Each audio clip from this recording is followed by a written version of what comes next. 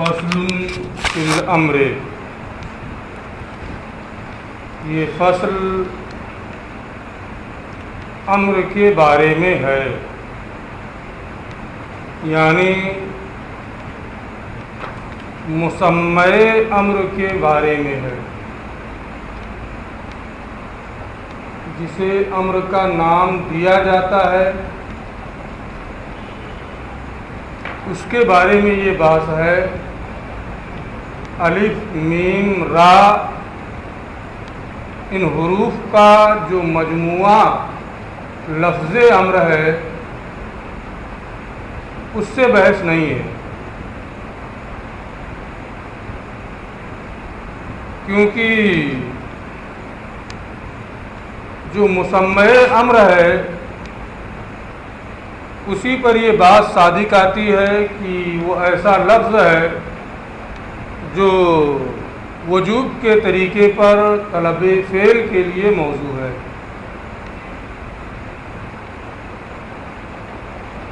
اس لیے یہاں امر سے لفظ امر نہیں بلکہ مسمى امر مراد ہے۔ امر و نہی یہ خاص کی قسمیں ہیں، تو خاص کے بیان میں اس کو ذکر کرنا چاہیے، الگ سے ذکر نہیں کرنا چاہیے۔ جیسے اور بحثیں ہیں یہ بھی اسی میں سے ہے تو وہیں ذکر کر دینا چاہیے، لیکن اس کو الگ ذکر کیا ہے۔ اس کی وجہ یہ ہے کہ امر و نہی سے بہت سے احکام متعلق ہیں اور یہ اصول فقہ کے اہم مباحث میں سے ہے، تو اگرچہ یہ خاص ہی سے ہے لیکن اہتمام شان کی بنیاد پر اس کو الگ ذکر کیا ہے۔ الگ ذکر کرنے کی بنیاد پر آپ ہرگز یہ نہ سوچیں کہ یہ خاص میں سے نہیں ہے، یہ اسی میں سے ہے، بس یہ ہے کہ اس کے اہتمام شان کی بنیاد پر اس کو الگ سے ذکر کر دیا ہے۔ امر وجودی ہے، نہی عدمی ہے، اس لیے پہلے یہ امر کو ذکر کر رہے ہیں، بعد میں نہی کو ذکر کریں گے۔ الامر فی اللغت، امر کا لغوی معنی ہے قول القائل لغیرہ افعال، کسی کہنے والے کا بطور اصطلاح دوسرے سے افعال کہنا،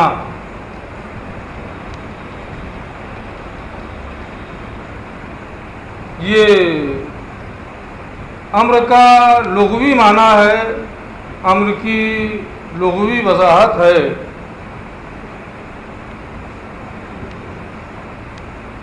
یہاں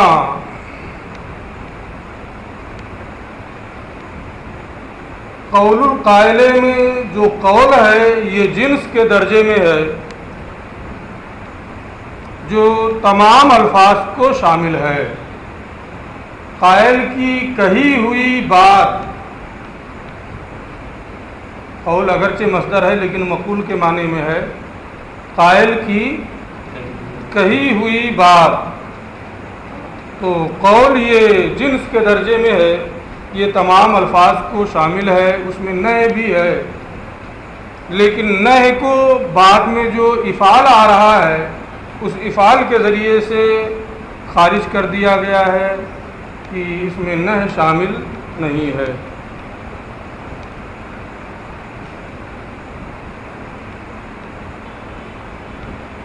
اور افعال کے ذریعے سے افعال کی قید کا بڑھانا یہ نہی کو خارج کرنے کے لیے ہے، اور وہ صیغہ امر جو مجہول کے لیے ہے یا جو غائب کا صیغہ ہوتا ہے لیفعل، اس کو بھی خارج کرنے کے لیے افعال کا صیغہ لایا گیا ہے، کیونکہ اسے مطلق امر نہیں کہا جاتا ہے بلکہ امر غائب وغیرہ کے ذریعے سے اسے جانا جاتا ہے۔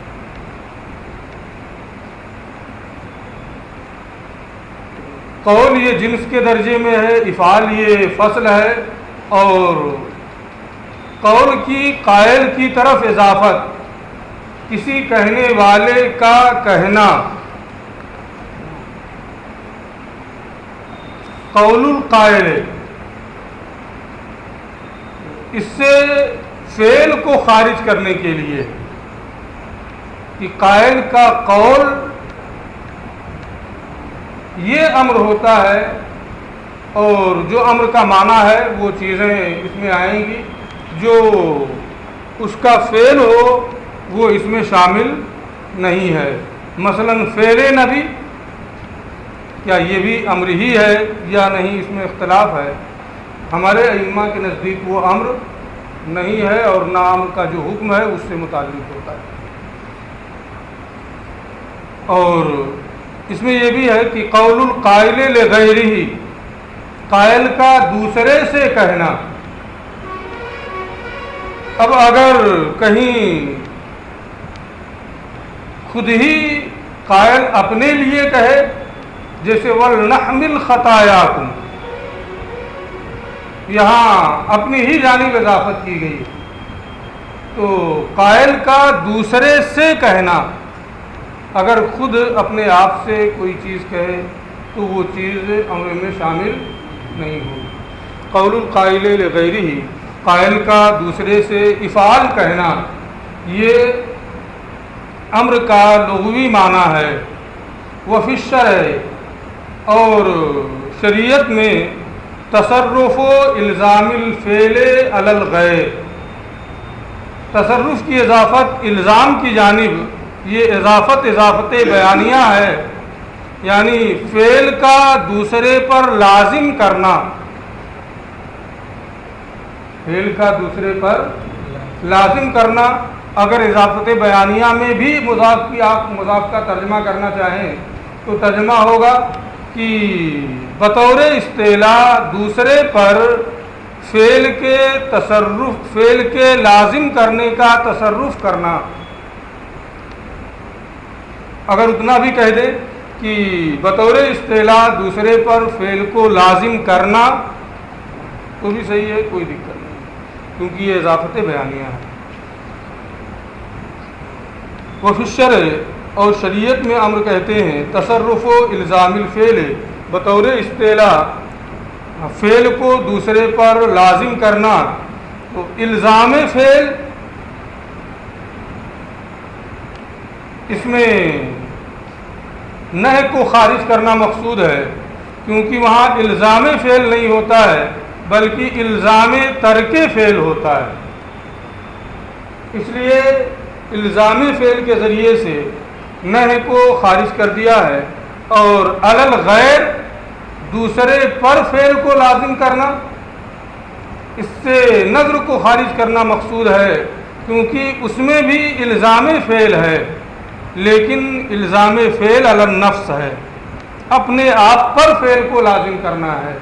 اس لیے علی الغیر کی قید سے نظر وغیرہ جو ہیں یہ سب کے سب خارج ہو جا رہے ہیں۔ یہ امر کی لغوی اور شرعی وضاحت ہے۔ اب بعض ائمہ کا ایک قول علامہ صاحب اصول الشاسی ذکر کر رہے ہیں، وَذَكَرَ بَعْضُ الْأَئِمَّةِ، بعض ائمہ نے بیان کیا ہے، ان المراد بالامر، امر کی مراد، اور امر کی مراد کیا ہے؟ وجوب فعل، بعد میں بحثیں آئیں گی۔ ان المراد بالامر، امر کی جو مراد ہے یعنی وجوب فعل، یختص بہذہ الصیغہ، وہ اسی صیغہ یعنی افعال ہی کے ساتھ خاص ہے۔ وجوب فعل افعال کے صیغے ہی کے ساتھ خاص ہے، دوسرے صیغوں سے وجوب فعل نہیں پایا جائے گا۔ یہ ایک جملہ ہے ائمہ اصول فقہ کا، ان المراد بالامر یختص بہذہ الصیغہ، امر کی مراد اسی صیغے یعنی افعال ہی کے ساتھ خاص ہے، اور افعال ہی کے ساتھ خاص ہونے کا معنی کیا ہوا کہ افعال ہی کے ساتھ وہ پایا جائے گا، افعال کے غیر کے ساتھ وہ نہیں پایا جائے گا۔ ان ائمہ کی مراد کیا ہے؟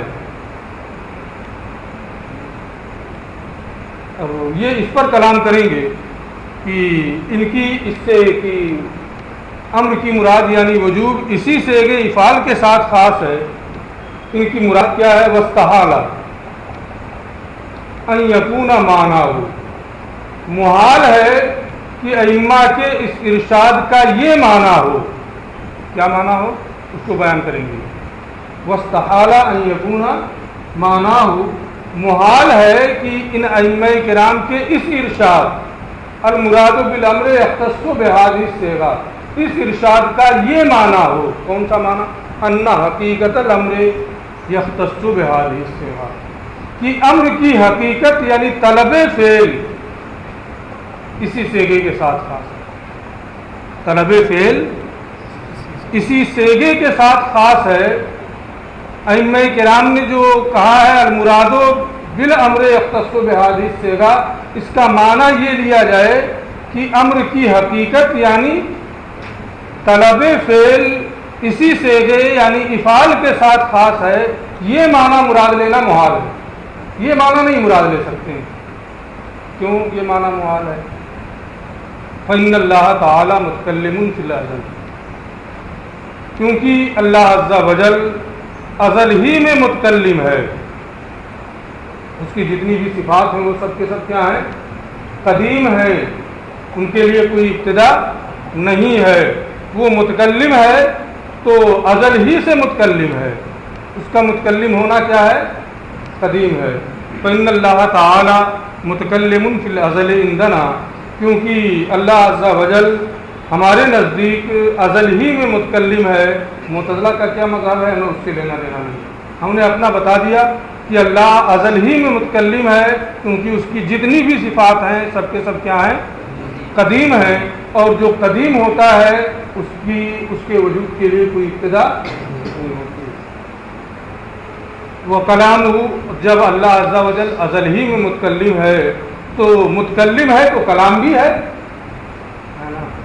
اور اس کا کلام امر و نہی و اخبار و استخبار پر مشتمل ہے۔ اس کا کلام جو ہے اس میں امر بھی ہے، نہی بھی ہے، اخبار بھی ہے اور استخبار بھی ہے، تمام چیزیں ہیں۔ امر و نہی وغیرہ اس کے کلام میں ہے، لیکن وہاں افعال اور لا تفعال کا وجود نہیں، کیونکہ وہ افعال یہ الف فا عین لام کے مجموعے کا نام ہے اور یہ حادث ہے۔ لا تفعال یہ چند حروف کے مجموعے کا نام ہے اور وہ حادث ہے، تو افعال لا تفعال کا وہاں وجود نہیں ہے، لیکن امر نہی اخبار استخبار یہ تمام چیزیں وہاں پائی جا رہی ہیں۔ تو اگر یہ مراد لیں کہ امر کی مراد افعال کے ساتھ، امر کی مراد یعنی وجوب افعال کے ساتھ خاص ہے، تو ایسی صورت میں افعال کا ازل میں ہونا لازم آئے گا، حالانکہ وہ حادث ہے۔ افعال کا قدیم ہونا لازم آئے گا، حالانکہ وہ کیا ہے؟ حادث ہے۔ لہذا امر کی حقیقت یعنی طلب فعل اس صیغے کے ساتھ خاص ہے، یہ معنی مراد نہیں لیا جا سکتا ہے۔ واستحال وجود هذه الصيغة فی الازل، اور اس صیغے کا ازل میں پایا جانا محال ہے، اور جب ازل میں اس صیغے کا پایا جانا محال ہے تو امر کی حقیقت جو ہے افعال کے ساتھ خاص، امر کی مراد افعال کے ساتھ خاص ہے۔ اس کا یہ معنی کہ امر کی حقیقت یعنی طلب فعل افعال کے ساتھ خاص ہے، جب افعال پایا جائے گا تبھی طلب فعل پایا جائے گا، یہ مراد نہیں لے سکتے ہیں، کیونکہ اس کو مراد لینے کی صورت میں صیغہ افعال کا قدیم ہونا لازم آئے گا، کیونکہ اللہ عز و جل کا جو کلام ہے وہ ازلی ہے اور امر و نہی وغیرہ پر مشتمل ہے۔ بغیر افعال اور بغیر لا تفعال کے. اس میں وستحالہ کے نیچے لکھ دیا ہے وہ اعتراض ثانی. یہ غلط ہے نا. اسی کو دیکھنے کے لیے میں نے اس کا نسخہ لیا تھا. میں نے اس میں پہلے لکھ دیا ہے کہ یہ غلط ہے. اعتراض ثانی کا محل جو ہے تیسرا استحالہ ہے. یہ وستحالہ یہاں ہونا چاہیے, لیکن وہ بین سطور غلط جگہ لگ گیا ہے نا. تو یہ پہلا معنی کہ امر کی حقیقت یعنی طلب فعل اسی سیغے کے ساتھ خاص ہے, ائمہ کی یہ مراد ہو یہ نہیں ہو سکتا ہے. وستحالہ ایسن یہ بھی محال ہے ان یکون معنی ہو کہ ائمہ کی کہ اس قول کا یہ معنی ہو ان المراد بالامر للعامر کی امر سے عامر کی مراد, ان المراد بالامر للعامر امر سے عامر یعنی حکم دینے والے کی مراد یختص بہذہ الصیغہ یا یختص, تو امر سے امر دینے والے کی مراد اسی صیغے کے ساتھ خاص ہے, یعنی اس کی مراد کا حصول صیغہ افعال ہی سے ہوگا, اس کے مراد کا حصول اس کے علاوہ سے نہیں ہوگا. تو جو ائمہ نے کہا ہے ان کے قول کا یہ معنی کہ امر سے عامر کی مراد اسی صیغے کے ساتھ خاص ہے, یعنی جو اس کی مراد ہے طلب فعل وہ اسی صیغے سے وہ مراد حاصل ہوگی, اس صیغے کے علاوہ سے وہ مراد حاصل نہیں ہوگی. فإن المراد للشارع بالامر وجوب الفعل علی العبد. تو امر سے شارع کی مراد کیا ہے؟ بندے پر فعل کو واجب کرنا, یعنی وجوب الفعل علی العبد جو امر سے عامر کی مراد ہے یہ صیغہ افعال کے ساتھ خاص ہے, یہ معنی مراد لیا جائے. وہ ہوا معنی الابتلاء عندنا. یہ اس کا بحث سے تعلق نہیں ہے, بس وضاحت کے طور پہ اس کو لے کے آئے ہیں کہ امر سے شارع اور عامر کی مراد بندے پر فعل کو واجب کرنا ہے, اور وجوب الفعل علی العبد وہ ہوا معنی الابتلاء عندنا, اور یہی ہمارے نزدیک ابتلاء کا معنی ہے, یہی ہمارے نزدیک آزمائش کا معنی ہے, امتحان کا معنی ہے کہ وجوب الفعل علی العبد, کیونکہ اس سے بندے کو جانچا جاتا ہے کہ کیا وہ عمل کرتا ہے کہ اس کو ثواب دیا جائے, یا وہ عمل نہیں کرتا ہے جس کی بنیاد پر اسے عقاب دیا جائے. تو اب پھر بحث کی جانب پلٹتے ہیں کہ امر سے عامر کی مراد اسی صیغے کے ساتھ خاص ہے, یعنی اس کی مراد کا حصول اسی صیغے سے ہوگا, اور امر سے عامر کی مراد وجوب فعل علی العبد بندے پر فعل کو واجب کرنا ہے, اور وجوب فعل علی العبد کیا یہ اسی صیغے کے ساتھ پایا جاتا ہے یا اس کے علاوہ سے بھی اس کا تحقق ہو جاتا ہے؟ یہ کہتے ہیں وقد ثبت الوجوب, بندے پر فعل کا وجوب اس صیغے کے علاوہ سے بھی ثابت ہے, بندے پر فعل کا وجوب اس صیغے کے علاوہ سے بھی ثابت ہے, لہذا امر سے عامر کی مراد یعنی وجوب فعل اسی صیغے کے ساتھ خاص ہے. اگر خاص ہوتا تو مراد یعنی وجوب فعل علی العبد اس صیغے کے علاوہ کے ساتھ نہیں پایا جاتا, لیکن پایا جاتا ہے. اس کا مطلب یہ ہوا کہ امر سے عامر کی جو وجوب فعل علی العبد مراد ہے یہ اس صیغے کے ساتھ خاص نہیں ہے. مثال خود دیں گے. اور وجوب فعل اس صیغے کے علاوہ سے بھی ثابت ہے. الیس انہ وجب الایمان, کیا آپ دیکھتے نہیں ہیں کہ ایمان اس پر بھی واجب ہے جسے دعوت اسلام نہ پہنچی ہو, یعنی صیغہ امر نہیں پایا گیا, صیغہ امر افعال یا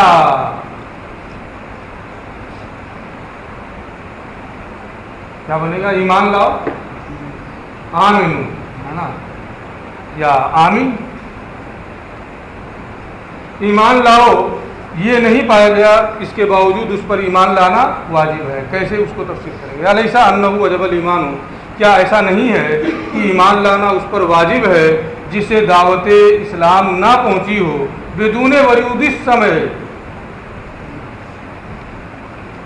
سمعی دلائل کے وارد ہوئے بغیر۔ وجوب فعل علی العبد، یہ بندے پر اس سیغے کے علاوہ کسی سمعی دلیل کے وارد ہوئے بغیر بھی وجوب فعل علی العبد کا معنی ثابت ہوتا ہے، پایا جاتا ہے، جیسے کہ ایمان لانا اس پر واجب ہے جسے دعوت اسلام نہیں پہنچی ہے کہ وہ انفس و آفاق میں غور و فکر کرے اور اللہ کی معرفت حاصل کر کے اس پر ایمان لائے۔